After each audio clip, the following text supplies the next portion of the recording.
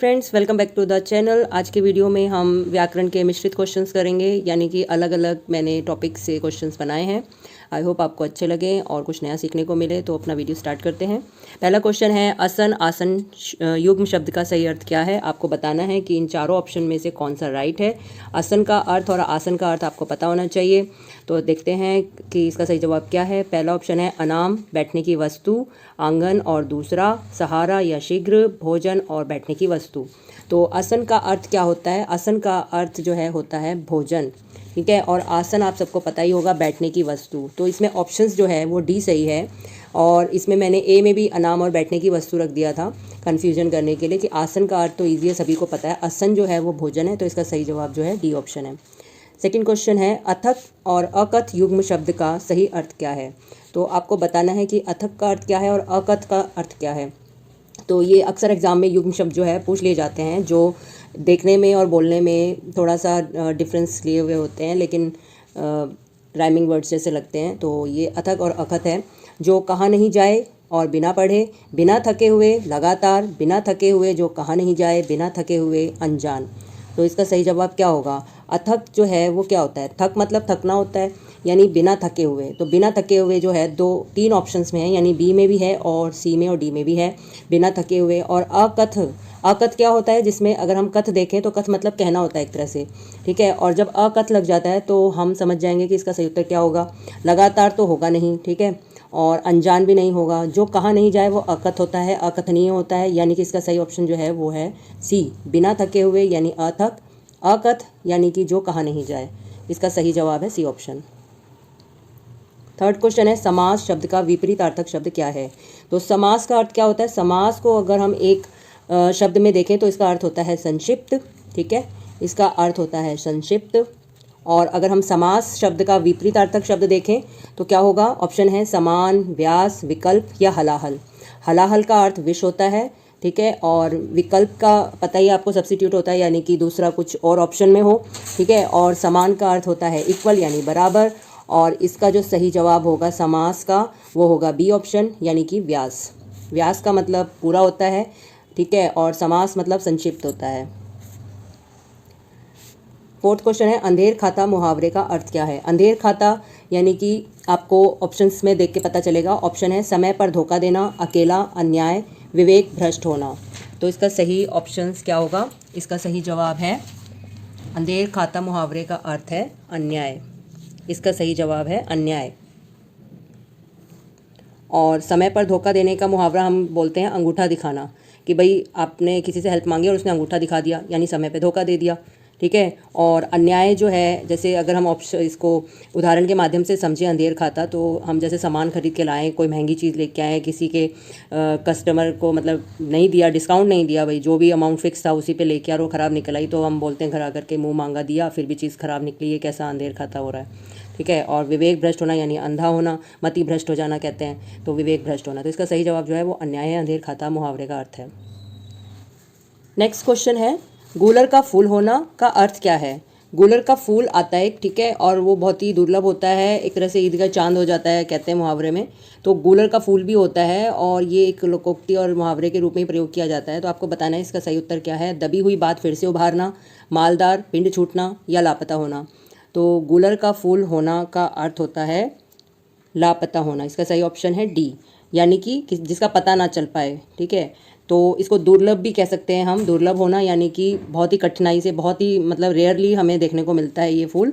तो इसलिए हम किसी के लिए हम मुहावरा भी यूज़ कर देते हैं, गूलर का फूल हो गया है ये, तो दिखता ही नहीं है, लापता है, जो भी है।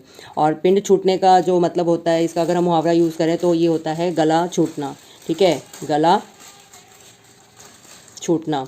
और मालदार का हम मुहावरा यूज़ कर सकते हैं गांठ का पूरा, ठीक है, गांठ का पूरा, ये हम मालदार के लिए यूज़ करते हैं। और अगर हम इसमें देखें दबी हुई बात फिर से उभारना, इसका हम मुहावरा यूज़ करेंगे गड़े मुर्दे उखाड़ना, ठीक है। तो इसका सही जवाब इसका सही जवाब है लापता होना। नेक्स्ट क्वेश्चन है, वह हथियार जो फेंक कर चलाया जाता है के लिए एक शब्द। क्या हम इसके लिए एक शब्द यूज़ करेंगे जो हथियार फेंक कर चलाए जाते हैं। अस्त्र, शस्त्र, दर्प या साहस। तो हथियार जो फेंक कर चलाया जाता है उसको हम कहते हैं अस्त्र, ठीक है। और जो शस्त्र होता है उसको हम कहते हैं हाथ में जो हम पकड़ के चलाते हैं, जैसे तलवार हो गया, और अस्त्र में जो है जैसे तीर हो गया, ठीक है, तीर को हमने छोड़ दिया और फेंक दिया, मतलब ठीक है, कमान से निकल गया तो वो फेंक कर चलाया जाने वाला अस्त्र है, ठीक है। बर्छी हो गया, ठीक है। और इसके अलावा शस्त्र में जो है तलवार आएगा, जो हाथ में पकड़ के हम चला रहे हैं, तो वो शस्त्र है। दर्प का मतलब होता है नियम के विरुद्ध काम करने पर भी घमंड करना, इसका अर्थ जो है ये होता है, ठीक है। और साहस आपको पता ही है, जो साहसी व्यक्ति होता है उसके लिए यूज़ किया जाता है। नेक्स्ट क्वेश्चन है, किसी विशेष वस्तु की हार्दिक इच्छा के लिए आप एक शब्द क्या इस्तेमाल करेंगे? किसी विशेष वस्तु की हार्दिक इच्छा, इसका ऑप्शन है इच्छा, अभिनंदन, अभिलाषा, आसक्ति। तो इसका सही जवाब है अभिलाषा, सी ऑप्शन। इच्छा का मतलब ये होता है किसी भी वस्तु की साधारण सी चाह, किसी भी वस्तु के लिए साधारण सी चाह, लेकिन यहाँ विशेष वस्तु की पूछा है, किसी विशेष वस्तु की हार्दिक इच्छा, यानी कि बहुत ही ज़्यादा, बहुत ही इंपॉर्टेंट कोई चीज़ है और उसके लिए दिल से बहुत इच्छा हो रही है, तो वो अभिलाषा बन जाती है। और इच्छा तो हम हर एक वस्तु के लिए साधारण सी जो हमारी चाह होती है उसको इच्छा बोलते हैं हम, ठीक है। और अभिनंदन का मतलब क्या होता है? किसी श्रेष्ठ का मान या स्वागत, ठीक है। और आसक्ति का मतलब होता है यानी कि किसी मोह में पड़ना, ठीक है, किसी के प्रति बहुत ज़्यादा प्रेम दिखाना, ये आसक्ति होती है। नेक्स्ट क्वेश्चन है, झष शब्द किसका पर्याय है? झष शब्द का मैंने टेलीग्राम पे क्वेश्चन भी बनाया था और काफ़ी लोगों को समझ में आया होगा। झष का शब्द का क्या अर्थ है? वृक्ष है, मछली है, बिजली है, नौका है। तो ये किसका पर्याय है? ये पर्यायवाची है वैसे, तो आपको बताना सही ऑप्शन क्या है। इसका सही ऑप्शन है बी, मछली। और मछली को हम और क्या क्या नाम से जानते हैं? हम जानते हैं मीन, ठीक है, और हम मत्स्य के नाम से भी जानते हैं, मत्स्य भी बोलते हैं, जल जीवन भी बोलते हैं, ठीक है, जल जीवन भी बोलते हैं। इसके अलावा हम सफरी भी बोलते हैं, सफरी, और शफरी भी बोलते हैं, शफरी, और झष भी बोलते हैं, और झग भी बोलते हैं, झग, जो मैंने आपको ऑप्शन में दिया भी होगा टेलीग्राम पे, झग, ठीक है। इसका मछली ऑप्शन सही है। और इसके अलावा वृक्ष जो है उसको हम बोलते हैं तरु, ठीक है, द्रुम बोलते हैं, द्रुम, और पादप, इसके अलावा विटप, ठीक है, और पेड़, ये वृक्ष के पर्याय हैं। इसके अलावा बिजली के जो पर्याय हैं वो है चंचला, सौदामिनी, और दामिनी भी बोलते हैं, सौदामिनी भी बोलते हैं, तड़ित बोलते हैं बिजली को, ठीक है। उसके अलावा क्षण प्रभा भी बोलते हैं, क्षण प्रभा, ये इसके पर्यायवाची शब्द हैं। और नौका जो होती है, नाव होती है, इसको हम तरिणी भी बोलते हैं, तरिणी, तरी, और उसके अलावा हम पतंग भी बोलते हैं इसको, ठीक है। ये इसके सही ऑप्शन है। तो झष जो है मछली का सही आंसर है। नेक्स्ट क्वेश्चन है, मोहन का बड़ा भाई सोहन महाभारत की कथाएं पढ़ता है, वाक्य में विधेय बताएं। तो वाक्य के दो भाग होते हैं, पहला उद्देश्य होता है, ठीक है, और दूसरा जो होता है विधेय होता है, विधेय होता है। तो आपको इस क्वेश्चन में विधेय बताना है। उद्देश्य किसको कहते हैं? उद्देश्य कर्ता को कहते हैं जिसके बारे में बात की जा रही होती है, और विधेय क्या होता है? जिस कर्ता के बारे में जो भी बात की जा रही होती है वो विधेय में आता है। और उद्देश्य में क्या नाम से विस्तार भी आता है। उद्देश्य का विस्तार क्या है, कर्म क्या है, और इसमें कर्म का विस्तार भी पूछते हैं जो विधेय में आता है, ठीक है। तो आपको किसी भी तरीके से क्वेश्चन पूछ लिया जाएगा कि उद्देश्य क्या है, विधेय क्या है, विधेय का विस्तार क्या है, उद्देश्य का विस्तार क्या है, कर्म कौन है, कर्ता कौन है, तो इस तरीके से वाक्य में पूछ लिया जाता है, वाक्य बना दिया जाएगा। तो इसमें आपको विधेय बताना है। तो ऑप्शन में दे रखा है मोहन का बड़ा भाई सोहन, महाभारत की कथाएं, बड़ा भाई सोहन। तो आपको बताना है कि इसमें से विधेय क्या है। तो इसका सही जवाब क्या होगा? इसका सही जवाब है महाभारत की कथाएं, सी ऑप्शन इसका सही जवाब है। और इसके अंदर मोहन का जो बड़ा भाई है, ये वाला पार्ट, मोहन का बड़ा भाई, ये विस्तार है उद्देश्य का, ठीक है, ये विस्तार है उद्देश्य का। और इसमें उद्देश्य जो है ये है कर्ता, ये कर्ता है सोहन, ठीक है, ये उद्देश्य है। और उद्देश्य का विस्तार जो है मोहन का बड़ा भाई है। और उसके अलावा जो है कथाएं जो हैं कर्म है, और महाभारत जो है कर्म का विस्तार है, कर्म का विस्तार है। और कर्म का विस्तार जो है, और कर्म ये आता है विधेय में, ठीक है। अगर विधेय पूछा जाएगा तो महाभारत की कथाएं, ये पूरा जो हिस्सा है ये विधेय में आएगा। और अलग से आपसे पूछा जाए कि विधेय का विस्तार कौन सा है, तो वो महाभारत आएगा। और अगर आपसे पूछा जाए कि कर्म क्या है, तो कथाएं हैं, ठीक है। उद्देश्य का विस्तार क्या है, तो मोहन का बड़ा भाई है। और उद्देश्य क्या है, तो इसमें सोहन है जो कि कर्ता है। तो ये इसका सही जवाब था, सी ऑप्शन, महाभारत की कथाएं।